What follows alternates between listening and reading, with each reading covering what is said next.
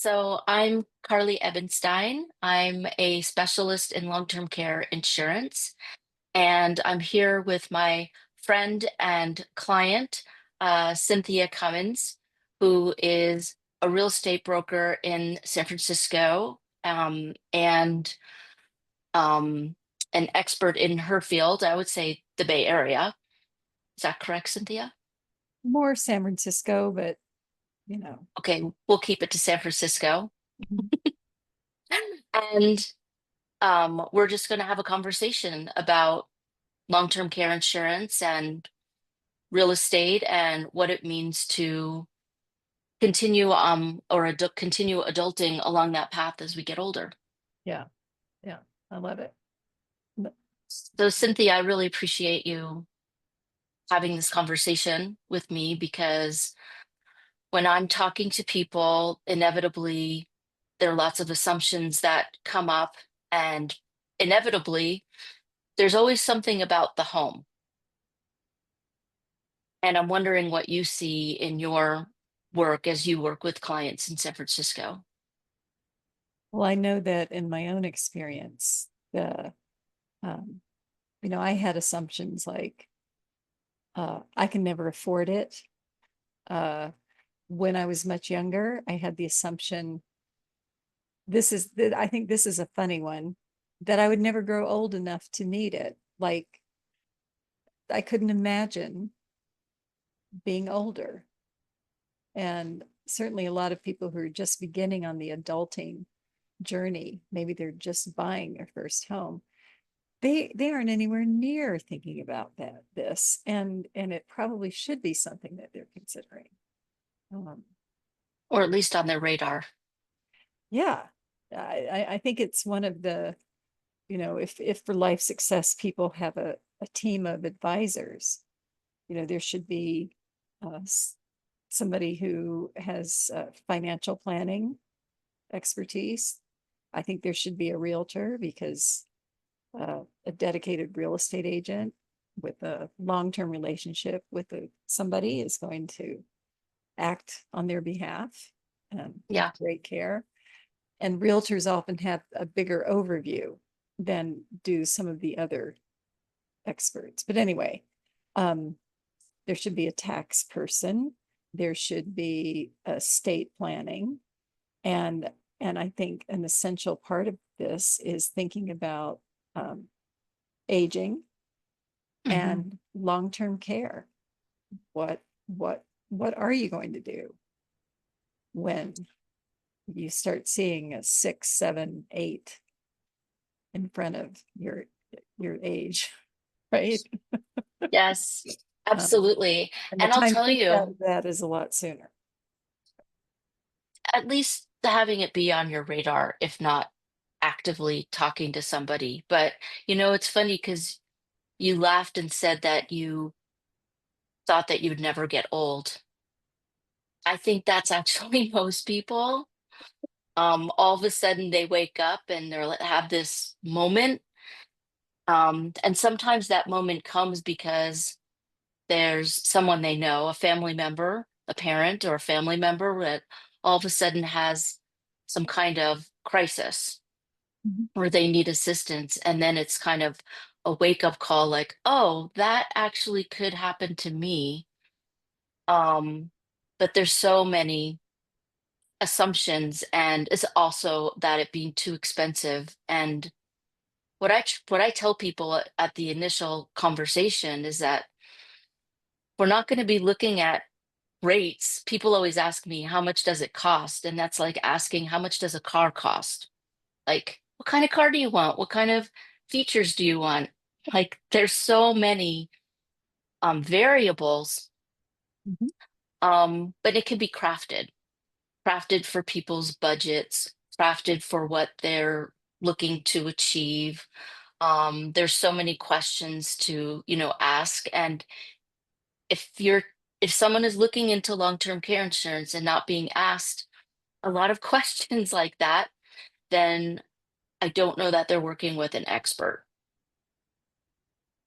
I, And you I know, would actually say, like, make sure you ask someone how long they've actually been doing it and how many companies they work with. Do they have any clients on claim? Have they experienced the claims process? Those are really good questions to ask. Yeah. And or maybe they have a recommendation from somebody and they don't have to vet quite so thoroughly. They can rely on a recommendation. But yeah, I mean, I would think that um, it's such an important aspect. It's such of one's life. It's such an important decision that uh, some care should be taken. And I love the car analogy. What kind of car do you want? Right? Like, um, what is your life expectancy? How do you want to live out your life? And I we were talking about skiing before we started this recording. I was thinking about all the care that people I know might put into getting the right ski boot. Like there's all this online research. There's, trying to figure out, you have to decide, is it for alpine touring? Is it for downhill? Do I need two different boots? Do I need three sets of boots? Is there one that can do the whole job? And then, levels of cost and how it's going to fit. I mean, people spend a lot more time on ski boot decision than long-term care. That's true. They do. Most people, I think, do. In fact, I think people are surprised when I kind of set the expectation about this being a process. And it's more of a process for some people than others. And that's not to say one is better than the other. Um, but some people, I've had some people make decisions very, very quickly, and other people take their time.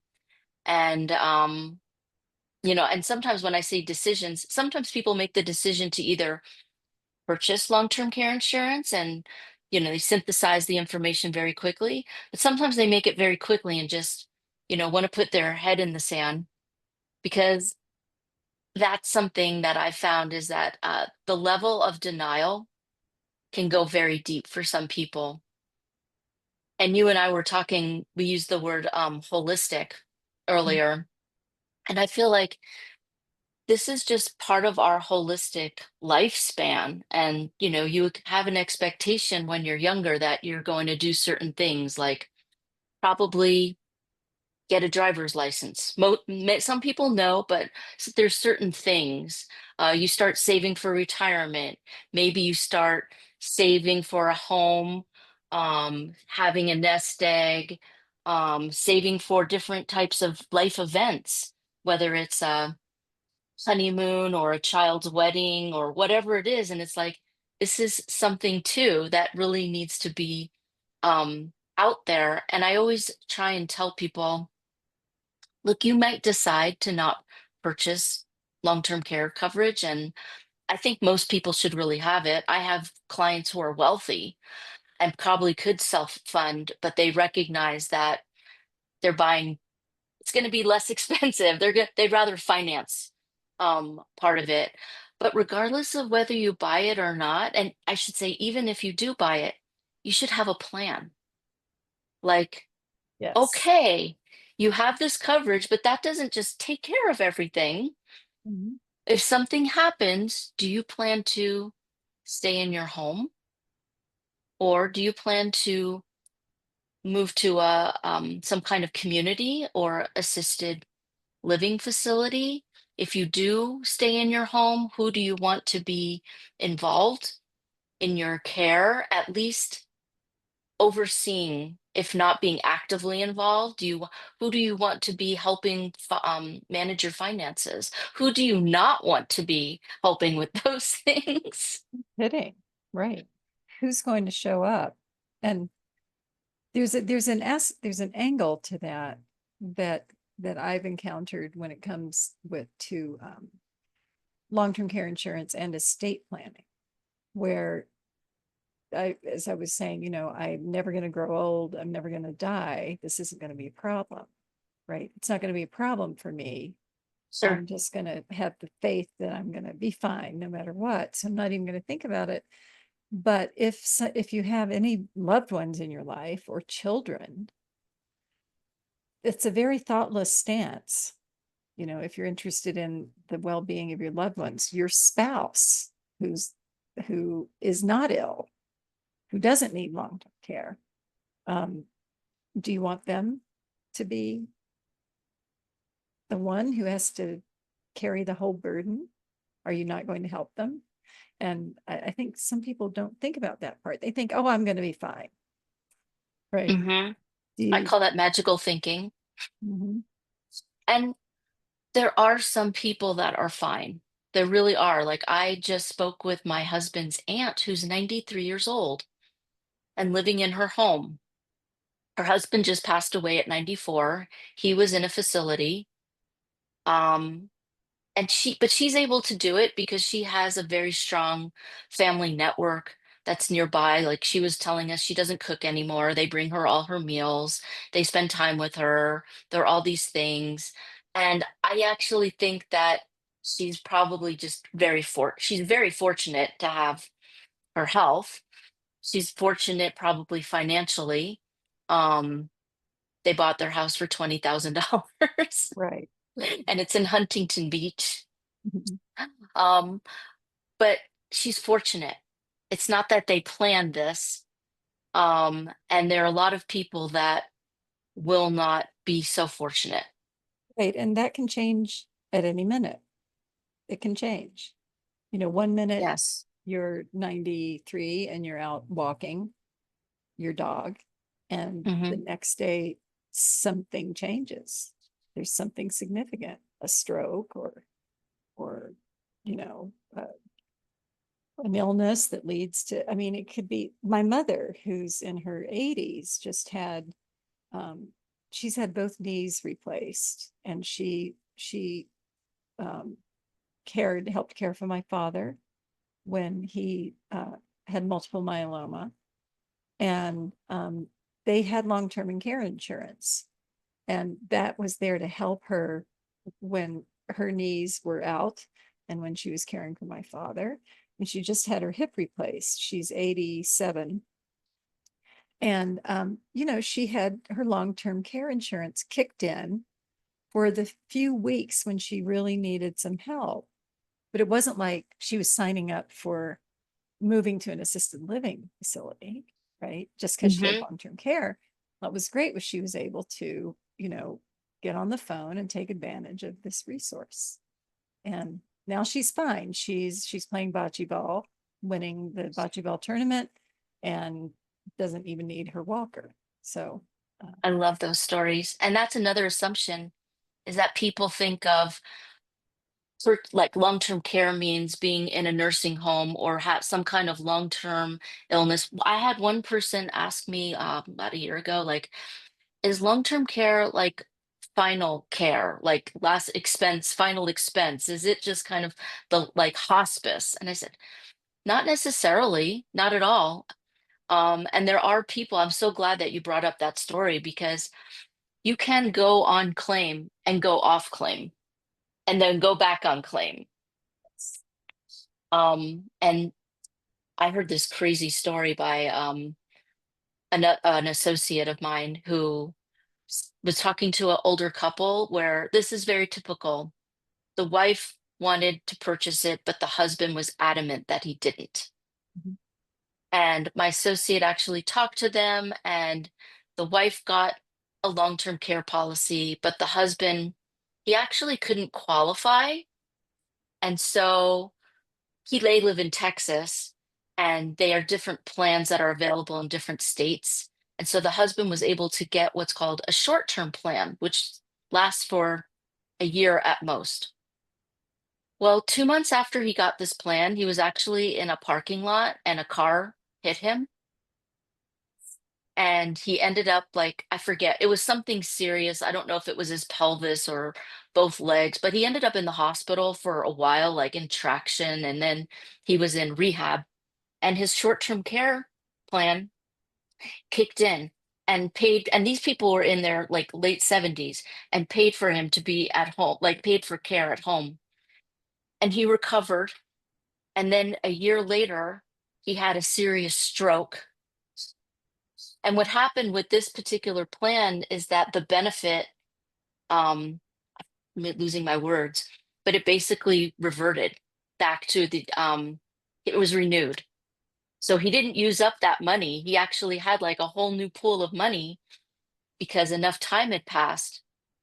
And, by the time he actually passed away, because he did actually pass away eventually from this, associated with this stroke, the plan had paid out over $150,000. I Right. think like 200, Yeah. something like that. And that would have been, I don't know how this couple would have managed otherwise.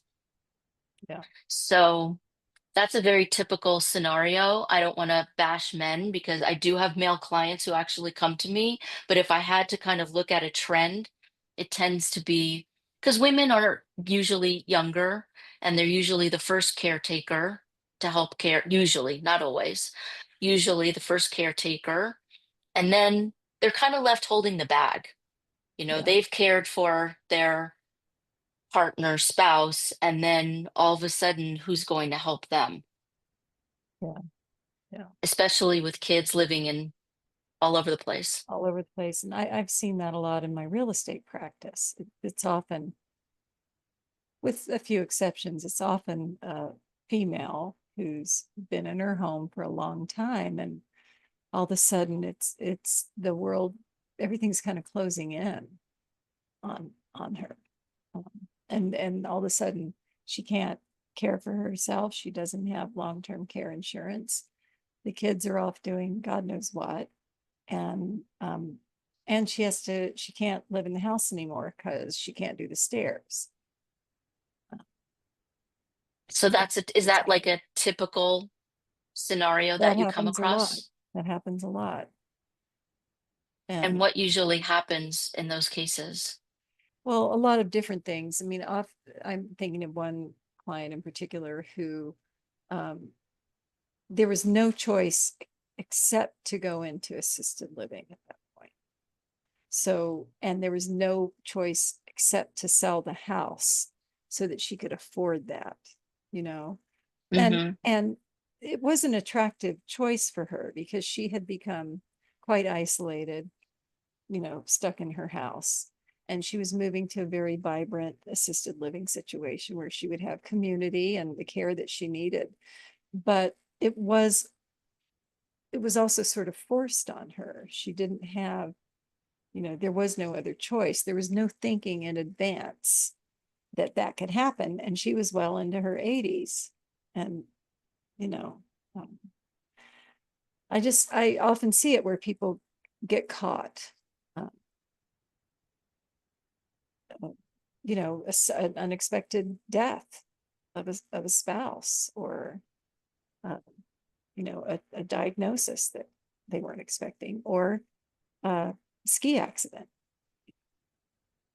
Yeah, it can These be things something happen. as it could be just tripping on the sidewalk.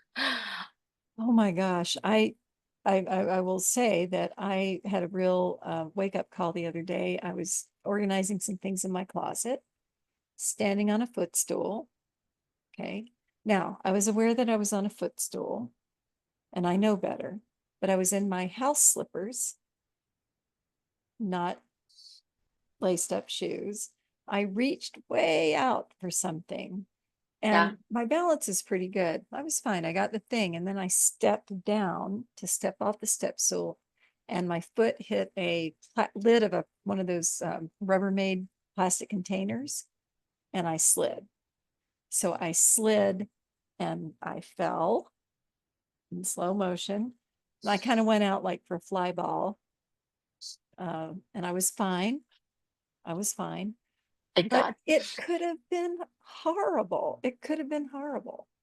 And so, note to self, Yeah, don't do that.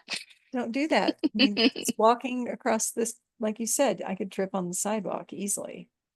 And and and I'm probably not wearing a helmet when I do that. So, Probably, I don't think you walk around with helmet on. Being in my business, I think about these things all the time. It's I think true. about these things all the time. For myself, for people I know. Um, Not that I don't make mistakes. Sometimes I do stupid things where I'm like, why did I do that? And I had a really good wake up call. Actually, this was like 10 years ago where this was like my, maybe longer, my first dog.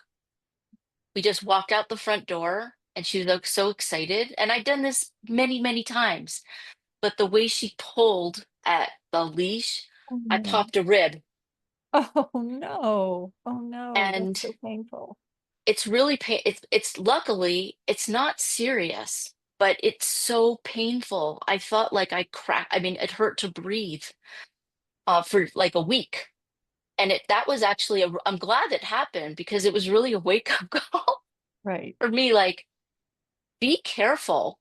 Um and when my husband and I moved to our home, we actually bought a place with the idea that we can age in place. That was absolutely one of the first things I was thinking, that I don't want stairs. Yeah. And so I'm kind of curious, do you ever have clients where that's something that even comes up? Yeah. I think a lot of people are thinking of there, it does come up. I am Good. surprised at how many people, let's say they're in their 50s or 60s, will go ahead and buy something because they love it and it has stairs and it may have a lot of stairs. And they're kind of saying, it goes something like this. Oh, well, we just love it and we're really healthy now and it'll help us stay fit. Okay, I get it. That's one perspective. And there's a lot of reasons to buy a place. It shouldn't all be about Sure. aging in place, but Sure. I am, in San Francisco, which is a town where you don't have a lot of no steps access properties. They just Hmm. don't exist. Even a single family home is usually one stair flight above a garage. Yes. And other than that, it's multi-unit buildings with elevators, and there aren't that many of them. And I'm surprised at how small a consideration it can be. And Hmm. hey, here's a great or not great example. I recently sold a place to some dear clients who, I love them, and they're in their 50s. And they decided to buy something with a lot of stairs because they were after some other qualities that this place had to offer. Right before, just as we closed escrow, the husband broke his leg, and that meant um, going up 3 flights on his butt, backwards for a while. And then, but they did all right, and the wife then had a knee replacement. So they managed. But if they were 10 years older, I don't that would not have been good. Not have been good. Well, I guess it's just, a lesson in like, I mean, they could have at a cost, gotten out of that deal, but they're adventurous, clearly. They went for it, they made it work. I'm sure they're maybe thinking about, if something happens again, maybe we would handle that differently. I don't know. Like I've known people to actually like go rent a separate place while they're recuperating or recovering and then go back to their home. Yeah, I mean, I think that's, people do that for other reasons, like they're in the middle of a remodel and they don't Yeah. want to live through it. I mean, that's a good reason to do that.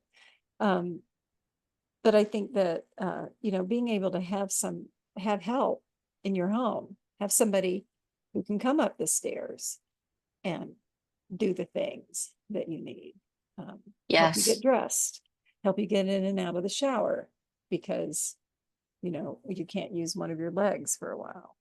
So Yeah, absolutely. My father's on a long-term care claim right now. he's kind of like my husband refers to him as a Jack LaLanne. He's in like great shape and he exercises like a fiend. He's a very intense person.